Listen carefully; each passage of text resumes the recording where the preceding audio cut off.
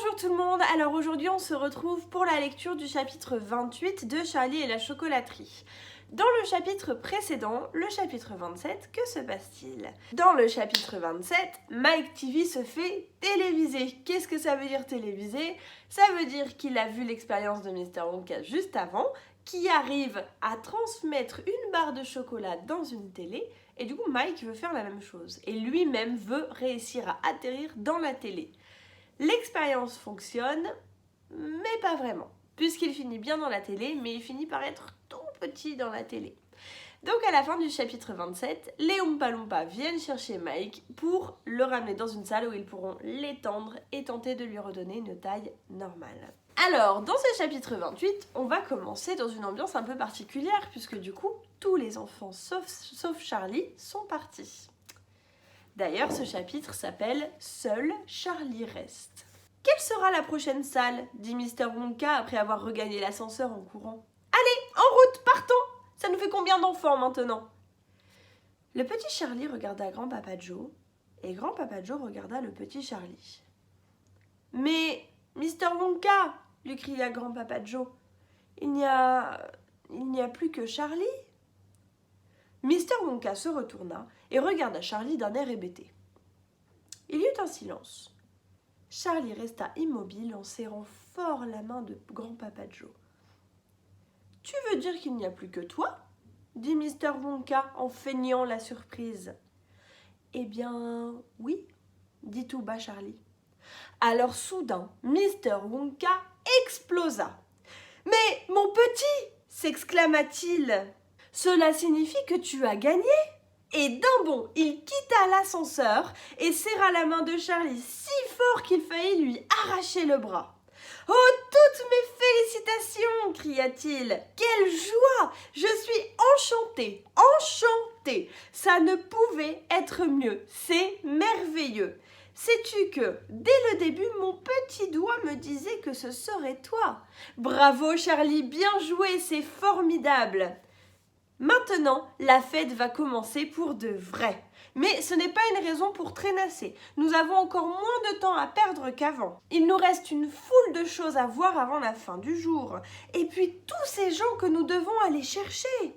Mais par bonheur, nous avons notre grand ascenseur si sûr et si rapide. Vas-y Charlie, monte. Montez, monsieur Grand-Papa Joe. Non, non, après vous, s'il vous plaît. Merci. Par ici. Voilà. Et cette fois-ci, c'est moi qui choisirai le bouton. Le scintillant regard bleu de Mr. Wonka se posa un instant sur le visage de Charlie. « Nous allons encore avoir une de ces folles aventures, » pensa Charlie. Mais il n'avait pas peur. Il n'était même pas nerveux, tout juste ému, terriblement ému. Et Grand-Papa Joe l'était tout autant. Le visage du vieil homme rayonnait, tandis qu'il suivait des yeux chaque geste de Mr. Wonka. Ce dernier posa le doigt sur un bouton tout en haut au plafond de l'ascenseur. Charlie et Grand-Papa tendirent le cou pour lire ce que disait la petite étiquette à côté du bouton. Ils lurent « Pour monter et sortir ». « Monter et sortir », pensa Charlie. « Drôle de salle, qu'est-ce que ça peut être ?» Mr. Wonka pressa sur le bouton.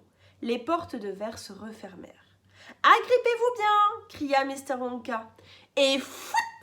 L'ascenseur s'éleva tout droit comme une fusée. « Youpi !» cria Grand-Papa Joe. Charlie s'accrocha aux jambes de son grand-père et Mr. Wonka s'accrocha à une courroie suspendue au plafond. Et ça montait, toujours plus haut, toujours plus droit, sans détour, sans pirouette. Et à mesure que l'ascenseur accélérait, Charlie pouvait entendre siffler le vent.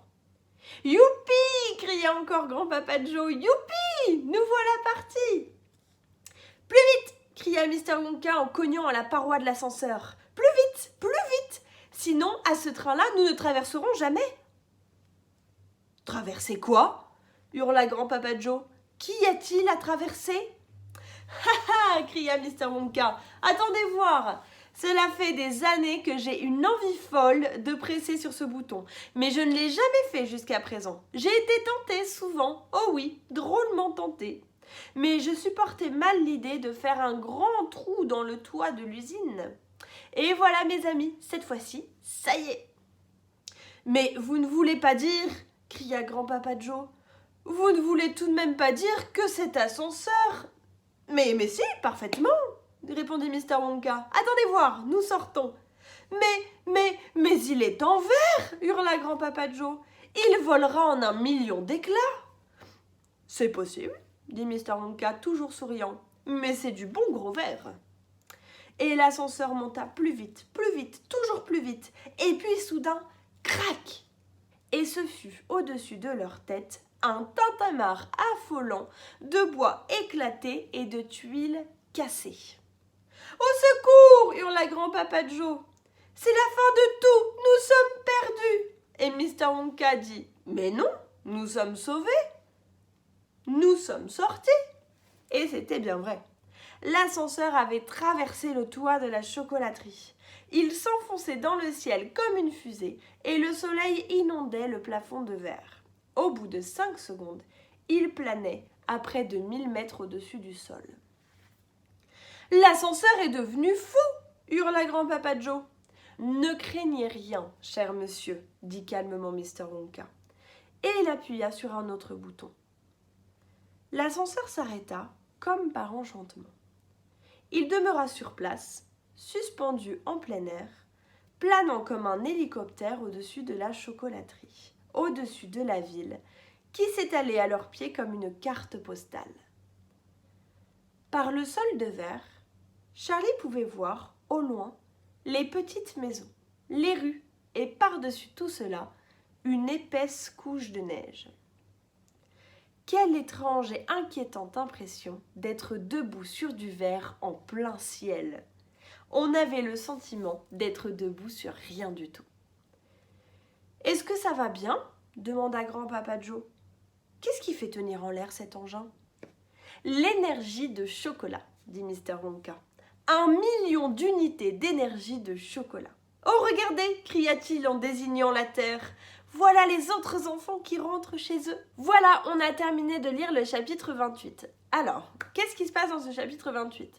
Ce chapitre raconte la traversée en ascenseur de Mr. Wonka, Charlie et grand-papa Joe pour sortir de la chocolaterie par le toit. On se doute qu'ils vont finir par sortir de cet ascenseur. Et le travail que je te demande de faire cette semaine porte là-dessus justement. À ton avis, où iront-ils quand l'ascenseur s'arrêtera ? Où vont-ils descendre ? Que feront-ils ? Que verront-ils ? Dans le travail de cette semaine, je te demande d'imaginer la suite en m'écrivant au moins 5 phrases. Et attention, ton texte doit être conjugué au futur.